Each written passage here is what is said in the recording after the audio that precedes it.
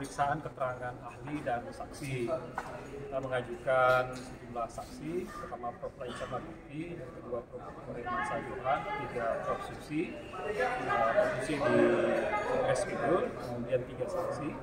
Saksi pertama Prof. Dr. Zainal Mutakin, saksi kedua adalah Bapak Budi Janu, saksi ketiga adalah Bapak Sugeng dari Persagi.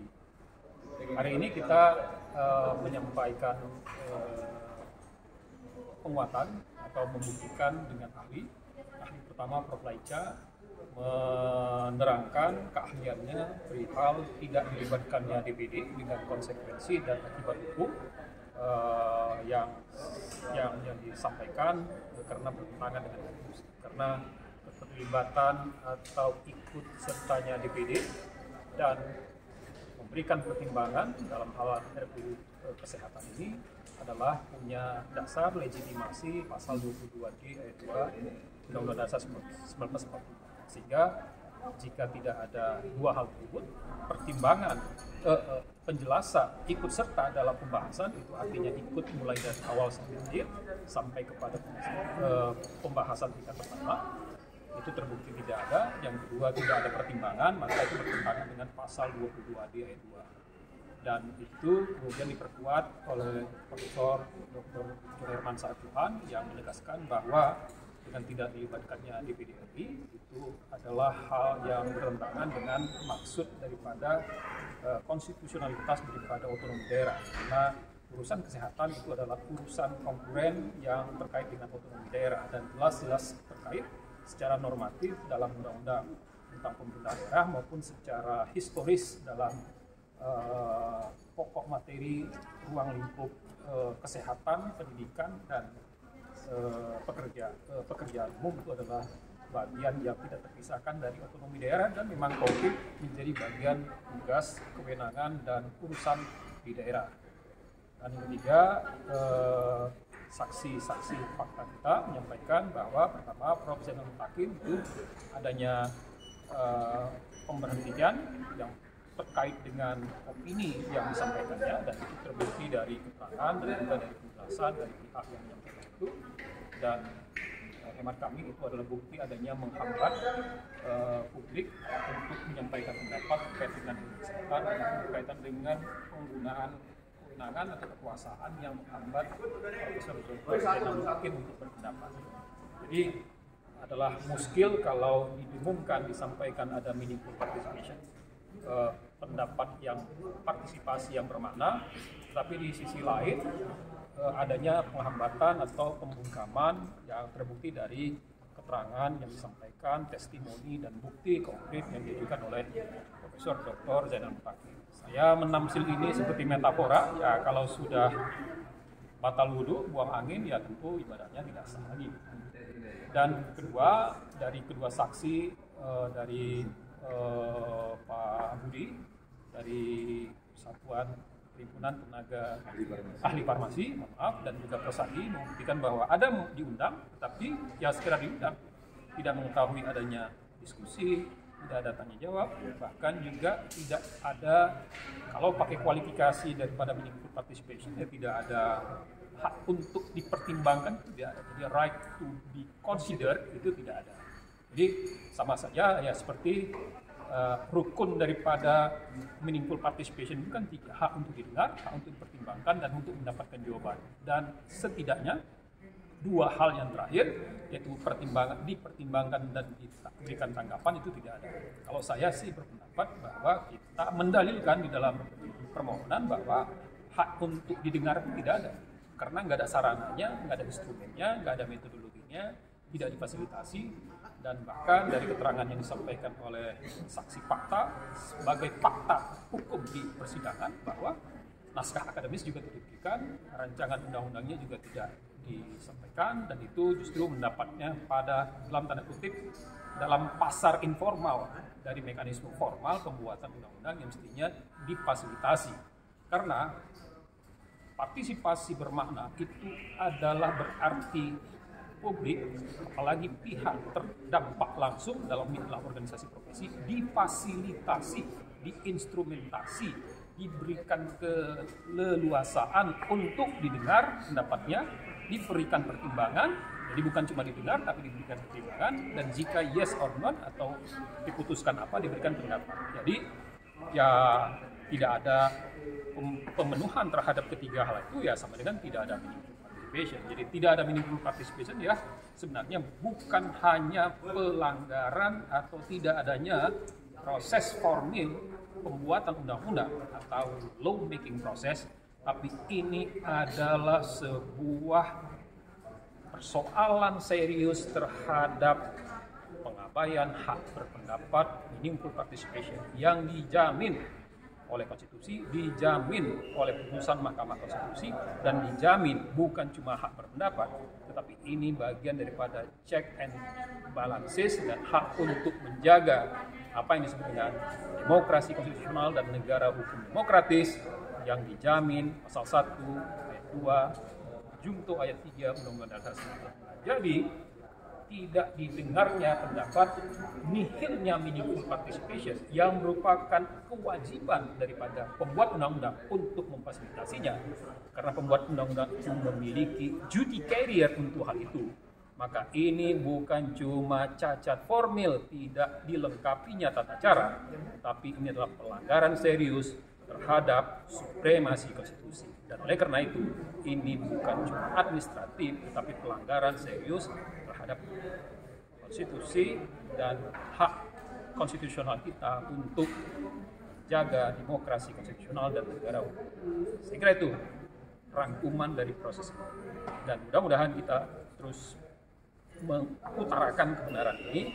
Oh ya, satu hal menarik yang juga menjadi fakta persidangan, saya ingin tegaskan, ini ada fakta persidangan bahwa sesuai dengan pengakuan dari pemerintah, dalam hal ini adalah Sekjen Kementerian Kesehatan yang mewakili Menteri Kesehatan, yang mewakili Presiden sebagai penerima kuasa Presiden, mengakui secara jelas, didengar oleh Hakim MK, didengar oleh masyarakat Indonesia, mengaku benar tidak ada berikan pertimbangan DPD, tidak ada meminta dan tidak adanya pertimbangan DPD dalam pembahasan rancangan undang-undang kesehatan. Dan karena itu implikasinya adalah bertentangan dengan pasal 22D ayat 2 Undang-Undang Dasar 1945. Demikian.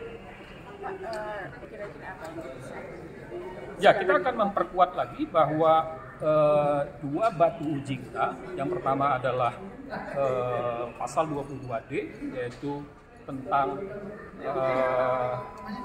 adanya legitimasi dari DPD untuk memberikan pertimbangan dan ikut dalam pembahasan.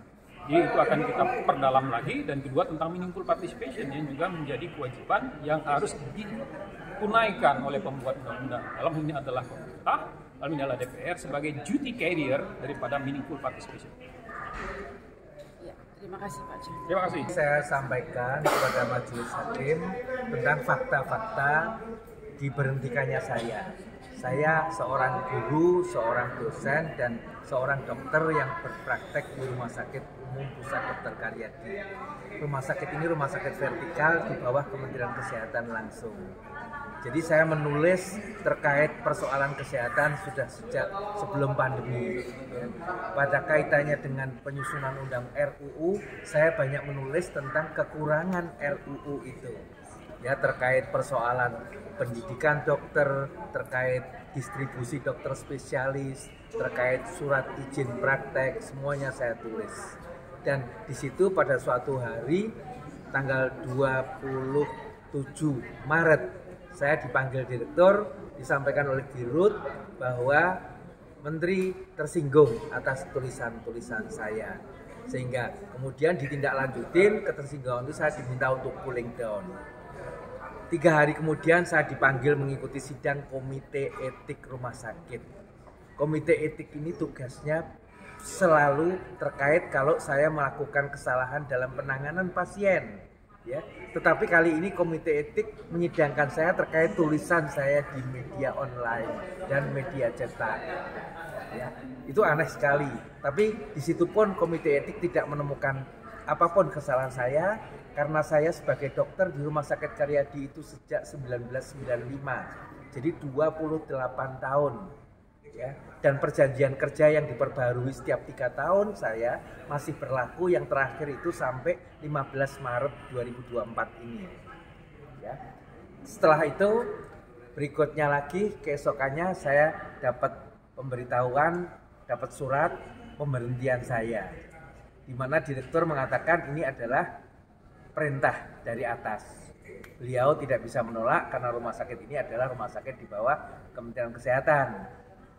Jadi tidak ada dasar apapun untuk memberhentikan saya kecuali seperti yang disampaikan sebelumnya, karena tulisan-tulisan saya. Dan padahal tulisan itu adalah bentuk partisipasi aktif saya sebagai seorang warga negara. Ya, dan itu bisa dilakukan lewat apapun. Solusi yang ditawarkan rumah sakit adalah saat itu saya diminta semua tulisan saya sebelum publikasi diminta untuk dilewatkan komite etik rumah sakit. Itu saya tolak karena saya sampaikan yang membatasi tulisan saya hanya satu. Kita semua punya hak yang sama, yaitu Undang-Undang ITE. Kalau memang saya salah, lakukan itu lewat undang-undang. Itu saya sampaikan begitu. Nah, dari jawaban saya ke komite etik seperti itu, akhirnya keesokan harinya saya diundang lagi oleh direktur untuk menerima surat pemberhentian. Nah, kenapa saya lakukan selalu lewat tulisan-tulisan di media cetak, media online? Dari Kementerian Kesehatan menyediakan, ada saluran resmi dan bahkan ada edaran. Jadi di saat yang sama Kementerian Kesehatan melakukan katanya masukan, mencari masukan melalui berbagai fokus group discussion, tapi beredar surat edaran Dirjen Yankes yang isinya adalah meminta seluruh ASN Kementerian Kesehatan untuk berpartisipasi positif, disebutkan dalam positif ya, terkait UU, dan hanya boleh memberikan pendapat lewat saluran resmi Kementerian Kesehatan. Bagian akhir dari surat edaran itu disampaikan bagi yang tidak patuh akan dilakukan pembinaan administratif. Ya, pengertiannya kita tahu mulai dari pemanggilan, surat peringatan, komutasi dan sebagainya. Yang tertinggi adalah pemberhentian seperti yang saya alami. Jadi itu tadi, bahwa pemberhentian ini ya, pembungkaman. Dan tadi di forum menanyakan, ada pertanyaan, kenapa kok saya ikut demo? Ada foto-foto saya di demo. Ya, saya belum sempat menjawab. Ya, bahwa demo itu terjadi adalah setelah saya diberhentikan. Bahwa saya ikut demo kan dikatakan kalau saya nggak setuju dan sebagainya memberi partisipasi segala macam kok demo gitu loh. Ya, demo itu saya lakukan setelah saya diberhentikan. Itu jelas. Jadi bukti-buktinya bahwa saya diberhentikan itu ada semuanya, surat edaran Dirjen juga ada. Dan saya termasuk orang yang tidak patuh terhadap edaran itu gitu loh. Ya, terima kasih Pak. Partai Besar. Memang kami tadi sudah katakan bahwa dari kami dapat undangan 5 kali dari Kementerian Kesehatan, 1 kali dari DPR. Kita ikut, nggak ada portal yang harus diisi untuk mengajukan masukan. Kita sudah mengisi semuanya. Hanya memang setelah dari RUU menjadi undang-undang itu banyak masukan dari kami yang sudah dibahas. Artinya semestinya kan sebelum disahkan itu kita seluruh proyek diundang lagi. Ini loh masukan kalian, apakah ada yang belum masuk? Nah, baru nanti mungkin diberi kesempatan lagi beri masukan. Nah, ini tidak begitu, kita berkali-kali sudah memberikan masukan. Setelah itu proses berhenti, tiba-tiba undang-undang itu disahkan. Sehingga kita tidak bisa apa-apa lagi. Padahal tadi sudah disampaikan oleh Pak Budi dari PAVI, banyak sekali pasal yang merugikan profesi. Dari segi apa Pak yang merugikan profesi? Merugikan misal sekarang teman-teman yang lulusan sarjana yang sudah berpraktek di pelayanan kesehatan, mereka tidak lagi, kan SDN mati, SDN tidak bisa hidup lagi. Sementara mereka yang sebelumnya memberikan pelayanan pada pasien sekarang tidak boleh lagi. Bahkan ada yang downgrade tunjangan fungsional yang sebelumnya diterima, sekarang mereka tidak terima. Dan ini jumlahnya cukup banyak. Itu karena kendalanya karena undang-undang itu misalkan ada pasal yang mengatakan bahwa STR tidak bisa sementara tidak diberikan. Saya kira sama dengan yang tadi sampai Pak Afi Budi. tadi ya, Iya, Pak, iya, ya, karena iya. sarjana padahal sementara vokasi tidak bisa mendapatkan STR karena tidak sesuai dengan tingkat pendidikannya tadi ya, yang berarti yang jenis ya. Ya. Apa yang disampaikan oleh Persagi dan Pafi tadi oleh saya, itu keduanya adalah sebagai saksi atau sering disebut sebagai saksi fakta. Jadi apa yang kami alami, kami dengar, yang kami ketahui langsung. Dan Pafi, sama halnya dengan Persagi juga sudah beberapa kali diundang. Jadi saya sudah jelaskan mendapat undangan resmi dari Badan Legislasi DPR, dari Panja Komisi 9 dan dari Dirjen Nafas.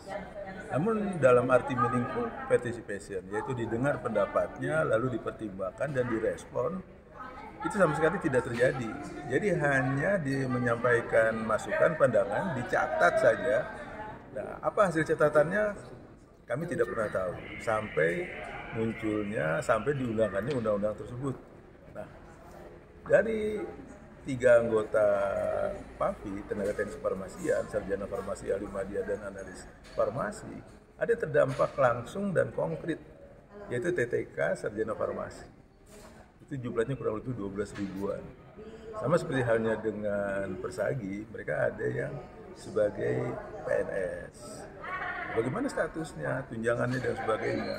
Sementara itu, undang-undang ini dalam ketentuan peralihannya sama sekali tidak menyebutkan itu. Nah, ini tidak ada pasal transisional. Padahal itu adalah amanah dari Undang-Undang Nomor 12 Tahun 2011 tentang pembentukan peraturan perundang-undangan. Jika ada hukum lama digantikan oleh hukum baru, mestinya ada masa transisi di tengahnya itu. Nah, ini tidak ada. Yang justru keluar adalah surat edaran. Yang itu adalah bukan jenis peraturan perundang-undangan menurut Undang-Undang 12 Tahun 2011. Mungkin itu dari saya. Dan mestinya kan kalau undang-undang masih di judicial review, harusnya tidak bisa dilakukan dulu. Semua itu harus berhenti sampai dengan diputuskan oleh MK. Karena nanti kan setelah undang-undang ada peraturan pemerintah maupun peraturan Menteri Kesehatan. Harusnya kan tadi betul masa transisi harus ada. Tadi kalau Pak Budi menyampaikan ada 12.000 yang terdampak, kalau dari Persagi ada Hampir sama jumlah sekian. Bahkan yang terdampak langsung sekarang banyak, bahkan stafnya Kemenkes yang di RSCM, yang STR mati itu sudah tidak boleh lagi memegang pasien dan tunjangan fungsional dihentikan dulu. Jadi kan kasihan. Nah, ini tiap hari sudah berkembang terus dari daerah. Kami dapat ya istilahnya tangisan dari daerah lah bagaimana ini. Oke, ada lagi?